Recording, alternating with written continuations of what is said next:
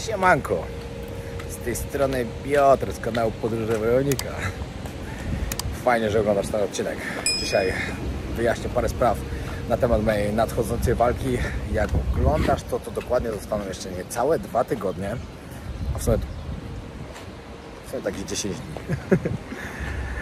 Jestem bardzo podekscytowany, czuję się już naprawdę gotowy.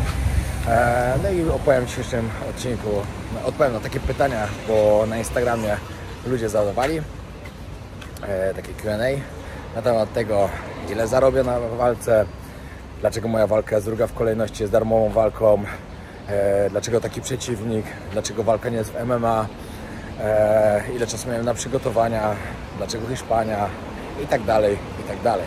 Myślę, że to będzie na pewno ciekawe do posłuchania. Myślę, że jeszcze parę osób po tym filmiku nakłonię do tego, żeby mnie kibicowali, żeby mnie wspierali w mojej walce, bo nie ukrywam, że jest to dla mnie bardzo ważne, ponieważ otwiera mi to kolejne furtki do coraz lepszych podróży, do coraz lepszych podróży wojownika. I to jest świetne. Widzę tylko w tym same plusy. Nie widzę minusów. Także oglądaj ten odcinek i posłuchaj, co mam do powiedzenia.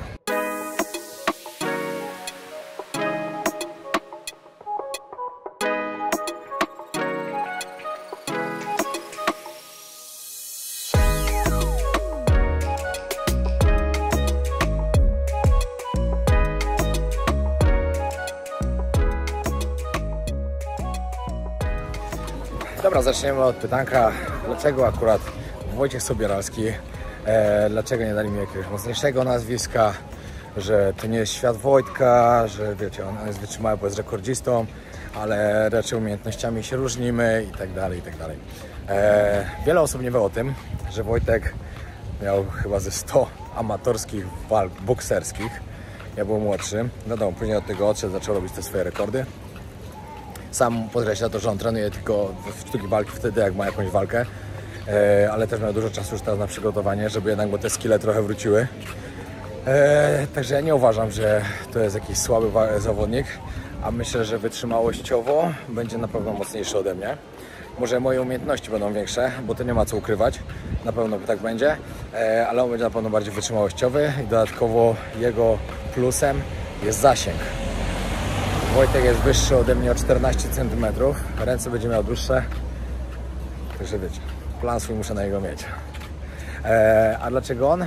On zaproponował tą walkę, napisał kiedyś do mnie, jeszcze jak byłem w Bangkoku, czy może byśmy zrobili taką walkę, bo bardzo by tam chciał właśnie się ze mną zmierzyć, bo mnie lubi, bo mnie szanuje. Ja powiedziałem, że spoko, że nie ma problemu.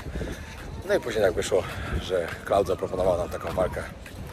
Czy moja walka w Cloud MMA to pojedynczy epizod, tak na przykład jak miałem w Prime, czy to coś dłuższego, no to mogę śmiało powiedzieć, że to będzie na pewno dłuższa współpraca, dłużej tam zostanę. Podpisałem taki multi-fight contract, że tak powiem, na 5 walk od razu. Mam zapisane w kontrakcie, że będę toczył 2 walki w roku, jeśli wszystko się będzie układało. Wiecie, czasem ja też po prostu nie mogę, to nie będzie wtedy wina organizacji. Zapewniali mi, że przeciwników nie będzie mi brakowało, także jestem bardzo zadowolony. Także zostaję z nimi na dłużej. Czy w tym stuleciu stoczę jeszcze jakąś walkę w MMA, czy raczej będzie tylko stójka? No, MMA miało być, ta walka miała być w MMA, ja tak myślałem, że przyjdę do organizacji i będę toczył tylko walki w MMA. Niestety Wojtek zaproponował, żeby to była walka w K1 ze względu na to, że tam jakaś kontuzja mu dokuczała w tym czasie, co wtedy ustalaliśmy walkę. To jest spoko, no ja przystałem na te warunki. Wiecie, ja trenuję cały czas Muay Thai, także dla mnie K1 bardzo spoko. Szczerze byłem troszkę zaskoczony, że wolał w K1 niż w MMA. Ze względu na to, że no wiadomo, tam zawsze mógł być, wiecie, mogłoby być zapasy, mogłoby być jakiś parter. Na pewno bym miał więcej czasu na to, żeby coś popracować w tych płaszczyznach. Ze względu na to, że na pewno jest ode mnie silniejszy. No ale chciał K1, to będzie K1. Ile czasu przygotowywałem się do tej walki? To tak naprawdę O walce dowiedziałem się dokładnie, jak wróciłem do Europy, jak byłem w Londynie. Zadzwonili do mnie z taką propozycją, czy chciał wziąć udział w Cloud MMA. Zostałem zapewniony, że wszystko tam jest dobrze, wszystko jest legitnie, nie ma się czym martwić, że wszystko na pewno się odbędzie, że dadzą mi fajny kontrakt. No i że właśnie tak jak mówiłem, że przeciwników nie będzie brakowało, że te walki będą, nie tak jak wcześniej, że miałem problem z przeciwnikami. Oczywiście myślę, że sytuacja teraz by się bardzo zmieniła, jeśli bym miał dalej kontrakt z Fame'em. Teraz dużo zawodników takich zakontraktowali, z którymi bym mógł walczyć. Wyszło jak wyszło, wyszło, a w sumie to nie wyszło. Jestem w Cloudzie, bardzo się cieszę, bo myślę, że Fame na pewno by nie dał takiego kontraktu, jak mi dał Cloud. Aha, bo nie dokończyłem. Wyjdzie na to, że miałem jakieś 8 tygodni czasu na przygotowanie się do walki. Plus jest taki, że 2 tygodnie wcześniej mieliśmy obóz w Tajlandii, także też już trenowałem. Także tak naprawdę jakieś 10 tygodni wyszło ogólnie przygotowań. Myślę, że zrobiłem na pewno dobrą robotę, zrzuciłem kilogramy, poprawiłem bardzo swoją kondycję. Dużo pracowałem nad celnością ciosu, nad mocą tego ciosu. Wiadomo, chciałbym wygrać efektownie. No wiadomo, efektowne są knockouty lub mocne ubicie przeciwnika, takie naprawdę mocne. Ale wiadomo, że bardzo bym chciał posłać Wojtka na deski. Ale co będzie, to się okaże. To jest walka.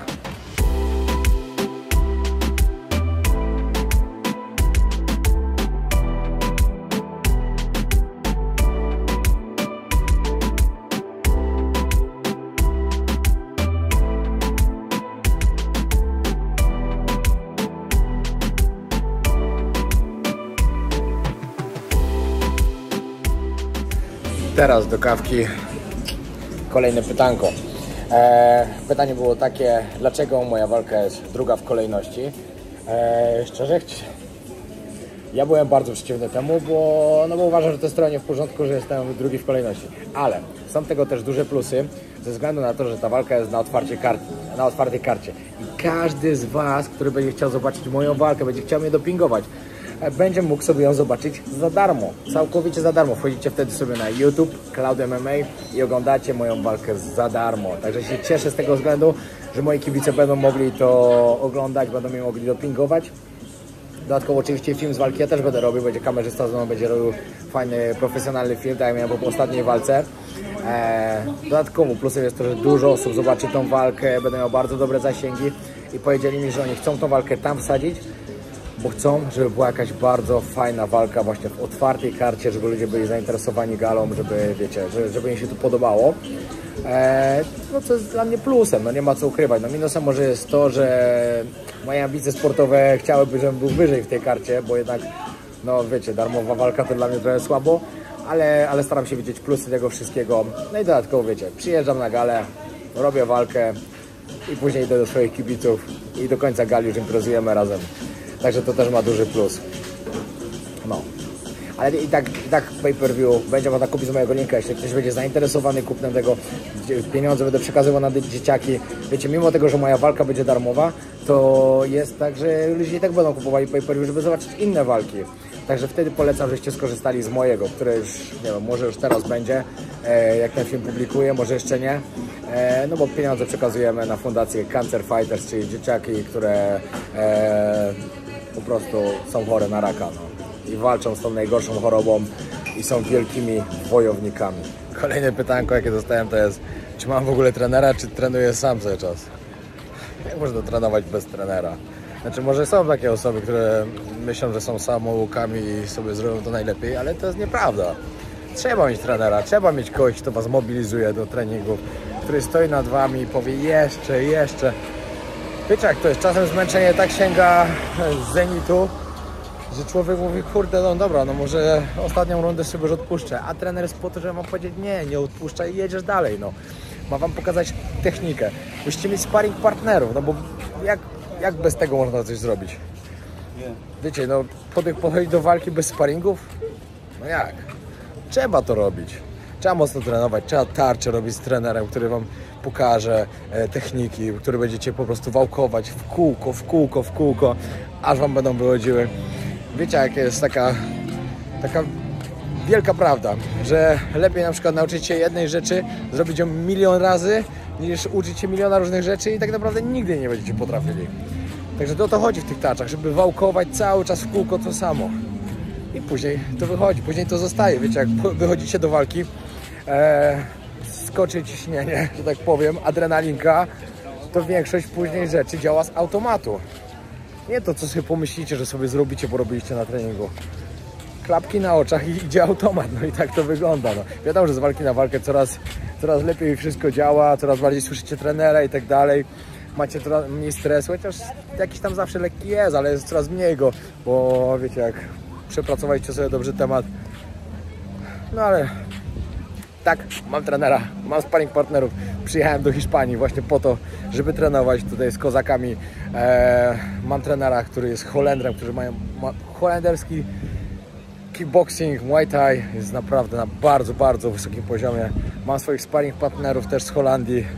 Biorę oczywiście wszystkich tych wyższych, żeby wyglądali jak Wojtek. I naprawdę mocną robotę robię. Kto w narożniku? No w moim narożniku, jak na każdej walce oczywiście, będzie Marcin Bandel. A dodatkowo przylatuje z Tajlandii Paweł i Przemek, także będę miał najlepszy narożnik, jak sobie mogłem tylko wyobrazić. I w ogóle z takim narożnikiem to nie widzę najmniejszej opcji, że mógł przegrać tą walkę. Idę po wygraną. Będę miał takie wsparcie, że szok. Tylu kibiców przyjeżdża na galę oglądać. Będzie niesamowicie. Dlaczego organizacja Cloud MMA, a nie na przykład Fame MMA lub Prime MMA lub jakaś inna? Ze względu na to, że dostałem bardzo dobrą ofertę, bardzo dobry kontrakt. No myślę, że żadna inna organizacja nie była w stanie mi dać tak dobrego kontraktu, jak dostałem tutaj. Bardzo dobrze mnie potraktowali, przede wszystkim z szacunkiem. I tyle, no chyba wystarczy tyle. Przede wszystkim zapewnili mnie to, że będą 2 walki w roku, a to już jest dla mnie naprawdę bardzo dużo. Bo wtedy jest oczywiście większa mobilizacja, żeby trenować. Wtedy sobie mogę lepiej rok zaplanować podróżniczo, bo będę wiedział, gdzie mogę pojechać, kiedy mogę, ile mogę na to pieniędzy wydać, ile mogę zainwestować z tego, co dostanę za walkę. Same plusy, naprawdę. Jaka jest różnica wagi między nami i ile muszę zbijać? To dokładnie jak dowiedziałem się, że mam walkę, miałem jakieś 84-85 kg. Wojtek miał też z tego co wiem tyle samo. Jak się spotkaliśmy ostatnio na konferencji, to ja już miałem 82, 83, jakoś tak wahało się. Wojtek niby też miał tyle. Także myślę, ani u mnie, ani u niego nie powinno być problemu z rzuceniem wagi. Bijemy się w 80 kg, K1 małe rękawice. Także uwierzcie mi, że w takiej walce naprawdę może się wszystko wydarzyć, bo jak się dostanie z takiej rękawicy do MMA, a tam idzie wymiana za wymianą, bo to jest K1, to wiecie, człowiek jest tylko skupiony na tym, żeby robić te kombinacje i tak dalej. Będzie świetna walka. Mam nadzieję, że to będzie walka wieczoru, taka, że będzie najlepsza po prostu dla każdego, że pokażemy totalną klasę. Czy czuję się lepiej jako faworyt tej walki, czy odczuwam większą presję ze względu na to, że wszyscy liczą, że wygram tą walkę? Presji nie odczuwam, bo to, co ludzie myślą, to jest jedna sprawa, to, co ja mam w głowie, to jest druga sprawa, to jest walka. Każdy może wygrać, każdy może przegrać. Rzeczywiście ja idę wygrać tą walkę, chcę efektownie wygrać przede wszystkim. Chcę pokazać ludziom, że od mojej ostatniej walki przepracowałem trochę. Także no, mam nadzieję, że każdy będzie z tego zadowolony. No i nie mam presji, wiecie, ja bardzo dużo słucham różnych audiobooków takich psychologicznych, książki czytam i tak dalej, i tak dalej. Ja po prostu wiem, jak wygląda świat sportu, że zawsze w każdym sporcie jeden wygrywa, drugi przegrywa. Ten, co wygra, świetnie. Ten, co przegra, świat się nie wali. No. Także chcę wygrać, oczywiście. Idę wygrać, mam w głowie to, że idę po wygraną. Ale jakby się coś wydarzyło, to jest sport. No. Czy czuję się gotowy do walki? Dużo podróżuję, czy nie przeszkadza mi to w tak ważnej walce? Nie przeszkadza mi to. Wiecie, ja jestem w podróży od 5 lat praktycznie. Oczywiście z takimi jakimiś małymi przerwami, ale to i tak są takie przerwy, że no nie za długie. Ja zawsze mówię, że ja mam lekki ADHD, ja nie potrafię siedzieć w miejscu, ja po prostu lubię się cały czas przemieszczać i mieć coś nowego zobaczyć, zwiedzać, być w nowych miejscach. Ale dla mnie trening to jest po prostu duża część mojego życia. Dla mnie znaleźć codziennie godzinkę lub zrobić 2 treningi, czyli 2 godziny, to nie jest żaden problem. Tak jak ktoś lubi spędzić ten czas oglądając serial, to ja lubię iść sobie na trening i potrenować. Wiecie, w podróży cały czas chcę utrzymywać jakąś sprawność fizyczną, lubię dobrze wyglądać. Wiadomo, jestem dużo w krajach, w których są plaże i tak dalej. Także nie widzę żadnych problemów. Wiadomo, teraz przejechałem na 2 tygodnie do Hiszpanii trenować. Do tego właśnie tutaj klubu, bo wiem, że to są naprawdę dobre przygotowania. Później będę jeszcze w Warszawie dokończyć robotę. Miałem dużo czasu na to. W Tajlandii zacząłem, później w podróży robiłem bardzo dużo formy, kondycji i tak dalej. Później w Polsce trochę, później tutaj Hiszpania, teraz znowu w Polsce. Bardzo dobrze przygotowany czas i mam nadzieję, że to zobaczycie.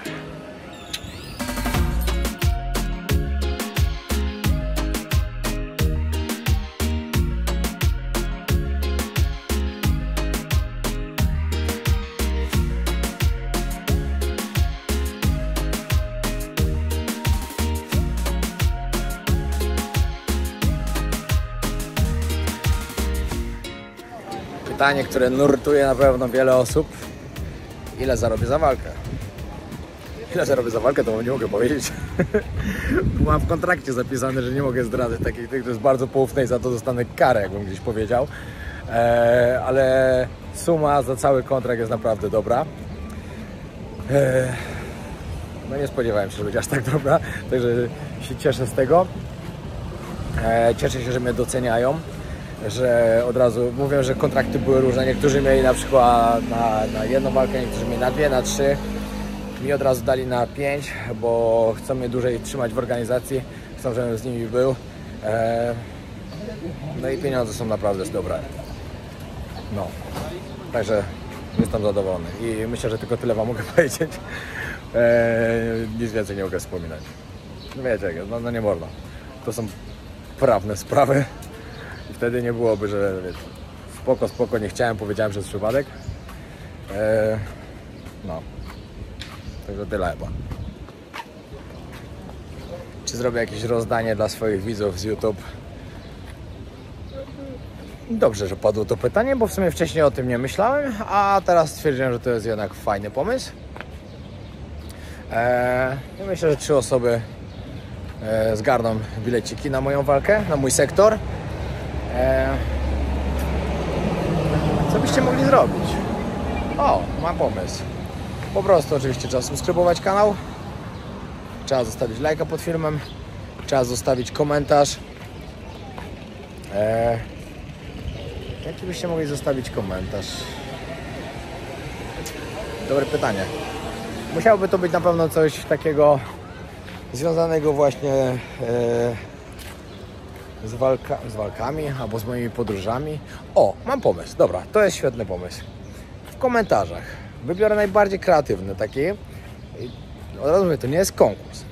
Kreatywna osoba otrzyma ode mnie bilet. Także to jest coś za kreatywność. Tak. Napiszcie w komentarzu, jaką najbardziej taką fajną podróż chcieli zobaczyć w moim wykonaniu. Ktoś ma może taki pomysł, gdzie można coś fajnego zrobić w jakimś kraju, coś takiego nieoczywistego, czego jeszcze nie było na przykład na YouTube.